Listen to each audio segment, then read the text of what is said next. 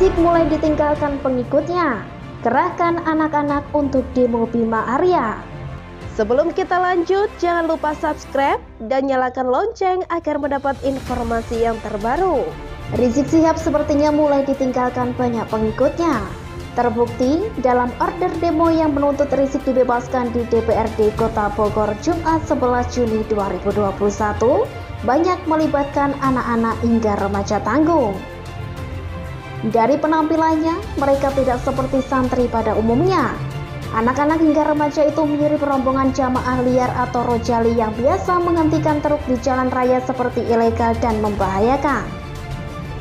Boleh jadi mereka tidak mengerti apa yang disuarakan karena sekedar ikut-ikutan atau diiming-imingi imbalan. Mereka tanpa hanya berteriak mengamini apa yang orator serukan atau membalas seruan takbir. Ironinya, mereka juga didoktrin untuk berteriak dengan kata-kata kasar selama demo berlangsung. Bahkan, anak-anak tersebut berani minta rokok kepada petugas yang sedang berjaga. Astagfirullah. Apakah anak-anak ini salah panutan? Kemana KPAI? Padahal keterlibatan anak-anak dalam aksi demo tersebut melanggar Undang-Undang atau UU Perlindungan Anak 2014. Aturan tersebut sudah mengamanatkan perlindungan anak dari kegiatan politik dan kegiatan yang merusak serta mengandung kekerasan.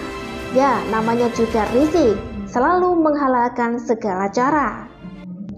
Massa juga membawa poster bertuliskan Bima Arya budak asing. Tunggu sebentar, ini lucu. Di luar demo menuntut Rizik dibebaskan ini salah alamat. Cap asing sepertinya sudah menjadi milik golongan mereka. Siapapun yang bertolak belakang atau tidak mau bekerja sama dengan Rizik pasti dicap begitu, selalu dan terlalu. Ada juga poster bertuliskan lengserkan Bima Arya, warga Bogor tidak butuh wali kota. Saat ditanya random, para pendemo tersebut justru banyaknya dikerahkan dari luar kota Bogor. Terus ini warga kota Bogor yang mana? Yang ada justru warga Bogor yang asli mengeluhkan adanya demo dan mengakibatkan kemacetan. Lalu terpampang juga tulisan jangan pilih lagi anjing kejepit. Dilansir dari Wikipedia, anjing terjepit bermakna sebagai tak tahu berterima kasih. Sudah ditolong malah memusuhi. Apakah ini konteks dukungan kepada Bima Arya saat Pilkada Kota Bogor 2018 lalu yang diklaim Rizik? Kalau iya, mungkin Rizik sudah pikun. Saking banyaknya berpolitik dengan jualan ayat dan mayat di Pilkada maupun Pilpres. Dukungan dan restu Rizik di Pilwalkot Bogor untuk Bima Arya tidak terbukti. Justru Rizik melalui FPI mendukung calon lain rival Bima Arya, yakni Ahmad Rukyat yang merupakan kader PKS. Jejak digitalnya pun masih tersedia. Diberitakan bahwa Ketua DPD FPI Jawa Barat yang juga Presidium Alumni 212 Bogor Raya, Abdul Kohar menyatakan dukungan penuh para ulama dan santri kepada paslon Ahmad Rukyat, Jailul Mutakin dalam hasil musyawarah bersama para ulama dan kiai di Jawa Barat. Selain klaim yang mengada-ngada, pembelaan Rizik sama sekali gak nyambung. Kasus ini tidak ada kaitannya dengan faktor kedekatan atau jasa Rizik di Pilwalkot. Kasus ini murni hukum yang harus diselesaikan secara hukum, bukan kedekatan.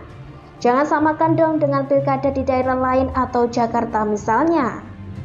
Lagian, sekarang Bima Arya sudah 2 periode. Masa ia harus 3 periode?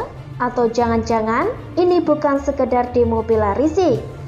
Lebih dari itu, menanamkan kebencian kepada calon-calon yang menonjol dan diperhitungkan pada 2024 bisa pilkada, bisa pilpres. Balik lagi ke aksi demo, Bima Arya tampil cukup percaya diri. Bahkan, Bima menerima perwakilan Habib dan ulama, termasuk anak dan mantu Rizik untuk membuka dialog di gedung DPRD Kota Bogor. Bima Arya menjawab setiap pertanyaan yang mereka ajukan seputar pembelaan Rizik dalam kasus web Rumah Sakit Umi. Jawaban Bima Arya pun masih konsisten seperti yang disampaikan saat menjadi saksi sidang Rizik di PN Jaktim. Selain menerima perwakilan, Bima juga mau menemui ratusan massa dan memberikan keterangan hasil pertemuan di dalam dengan perwakilan Habib dan juga ulama. Selain menerima perwakilan, Bima juga mau menemui ratusan massa dan memberikan keterangan hasil pertemuan di dalam dengan perwakilan Habib dan ulama. Padahal, ini tidak disarankan oleh TNI atau Polri dengan alasan keamanan bagi Bima Arya. Salut! Aparat keamanan gabungan yang menjaga jalannya aksi pun tampak tidak terpancing dengan provokasi massa yang melemparkan botol air mineral. Pada masa menunggu momen chaos untuk dimanfaatkan framing arogansi aparat. Syukurlah itu tidak terjadi. Semoga hakim memvonis Rizik dengan hukuman yang lebih berat daripada vonis-vonis sebelumnya.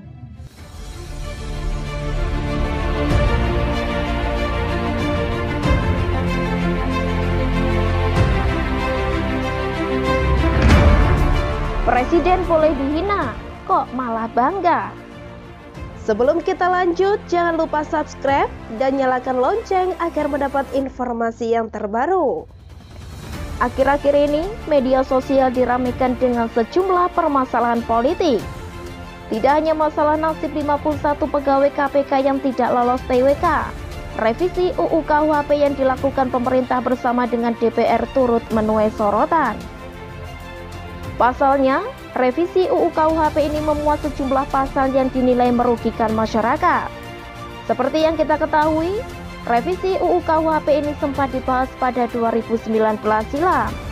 Namun karena mendapat penolakan dari sejumlah aliansi masyarakat, pembahasannya ditunda dan sekarang, di tahun 2021 dilanjutkan kembali. Pasal dalam revisi UU KUHP ini yang paling banyak menuai reaksi adalah pasal yang mengatur masalah penghinaan terhadap presiden dan wakil presiden. Agar lebih jelas, beginilah bunyi dari pasal tersebut. Setiap orang yang di muka umum menyerang kehormatan atau harkat dan martabat diri presiden atau wakil presiden, dipidana dengan pidana penjara paling lama 3 tahun 6 bulan atau pidana denda paling banyak kategori 4. RUU KUHP pasal 218 ayat 1. Sedangkan dalam pasal 219 berbunyi, setiap orang yang menyiarkan, mempertunjukkan, atau menempelkan tulisan atau gambar sehingga terlihat oleh umum, memperdengarkan rekaman sehingga terdengar oleh umum, atau menyebarluaskan dengan sarana teknologi informasi yang berisi penyerangan kehormatan atau harkat dan martabat terhadap presiden atau wakil presiden, dengan maksud agar isinya diketahui atau lebih diketahui umum dipidana dengan pidana penjara paling lama 4 tahun, 6 bulan atau pidana dengan paling banyak kategori 4. Sedangkan dalam pasal 219 berbunyi, setiap orang yang menyiarkan, mempertunjukkan, atau menempelkan tulisan atau gambar sehingga terlihat oleh umum, memperdengarkan rekaman sehingga terdengar oleh umum, atau menyebarluaskan dengan sarana teknologi informasi yang berisi penyerangan kehormatan atau harkat dan martabat terhadap presiden atau wakil presiden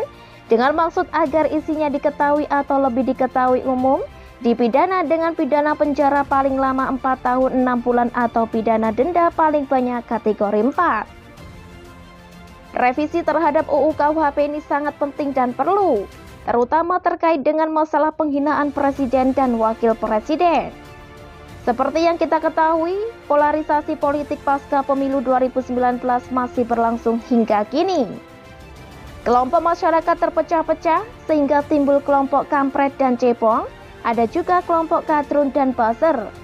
Dan kenyataannya, kelompok yang berlawanan dengan pemerintah saat inilah yang seringkali mengeluarkan pernyataan-pernyataan yang bersifat hinaan dan ancaman yang sangat tidak beradab, apalagi ditunjukkan kepada seorang kepala negara.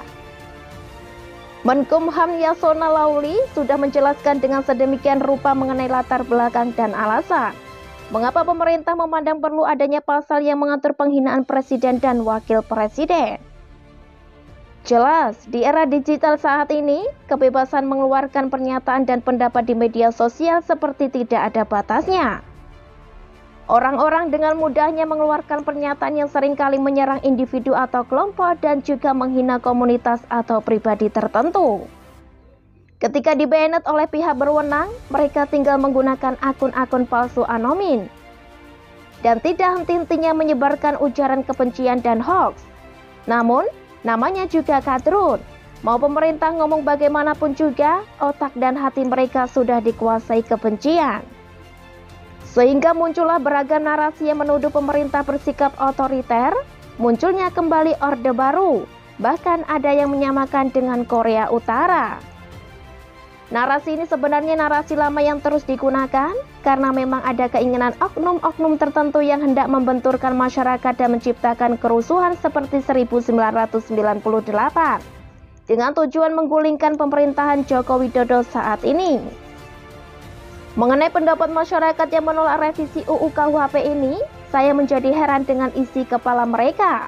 Kok mereka malah mencemooh bahkan menyindir pemerintah terkait masalah ini?